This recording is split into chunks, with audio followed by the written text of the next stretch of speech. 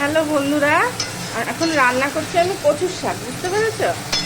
আজকে রান্না করেছি তোমার আপাতত সকালে টিফিন করলাম পাউরুটি ডিম টোস্ট, সাথে মটর ডাল চালটা দিয়ে মটর ডাল করেছি, আর ভেন্ডি ভাজা, আর ইলিশ মাছের মাথা দিয়ে কচুর শাক হচ্ছে।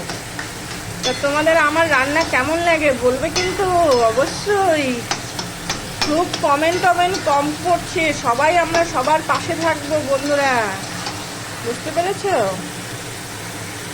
তা আমার রান্নাটা দেখতে থাকো তোমরা। বন্ধুরা আজকে কি রান্না করবো বুঝতেই পারছো তোমরা। এই যে এটা ধুয়ে পরিষ্কার করে রেখেছি, একবারে হয়নি, কিছুটা কমিয়ে। আর সাথে এই যে ইলিশ মাছ জলে ভিজিয়ে রেখেছি, ইলিশ মাছ দিয়ে মাছের মাথা দিয়ে কচুর শাক।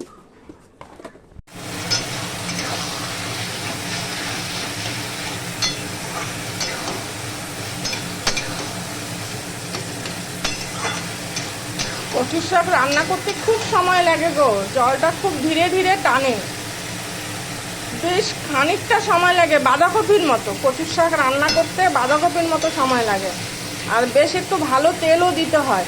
অল্প তেল দিয়ে কচুর শাক করলে ভালো লাগে না। তা আমি কালো জিরে আর রাঁধুনি ফোড়ন দিয়েছি, তোমরা তো দেখতে পেয়েছো। ঠিক আছে, দেখতে থাকো। বন্ধুরা কালো জিরা রাঁধুনি ফোড়ন দিয়েছি, আর ইলিশ মাছের মাথাগুলো দিয়ে দিলাম। এবার মাথাগুলো যখন একটু ভাজবো ভালো করে, একদম ভাজবো, তারপরে কচুর শাকটা দেবো। ইলিশ মাছে যেহেতু মাথা দিয়েছি তাই আমার বিশেষ কোনো মশলার প্রয়োজন নেই এই কচুর শাকে। যদি এমনি নিরামিষ করে তাহলে অনেক সময় অনেকে ধনের বাটা বা ধনের গুঁড়ো বা ধনে ফোড়নও দেওয়া যায়, সেটা কিন্তু খুব টেস্টফুল হয়। ইলিশ মাছ হলে আর বিশেষ কোনো মশলা লাগে না, তাহলে ইলিশ মাছের আর গন্ধটা থাকে না।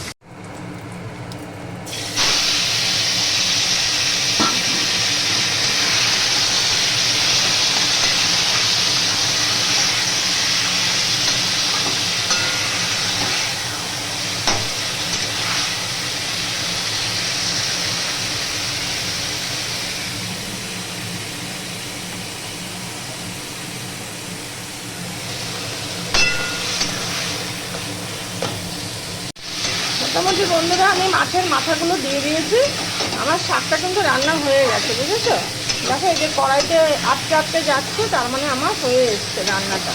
তা মাথা আমি বেশি ঘাটাঘাটি করবো না, আর কেন খাবো আমরা দুজন, অর্থাৎ বেশি ঘেটে লাভ নেই, গোটা গোটায় থাকুক।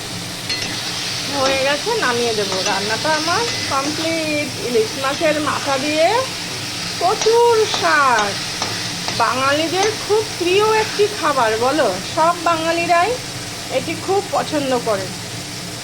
সবাইকে টাটা জানাচ্ছি, সবাইয়ের সাথে আবার দেখা হবে কোনো এক ভিডিওতে। তোমরা সবাই ভালো থেকো, আর তোমাদের রান্না বান্নার ভিডিও আমার খুব ভালো লাগে, অবশ্যই আমি কমেন্ট করি, সবাইকে চেষ্টা করি সবসময় পাশে থাকার।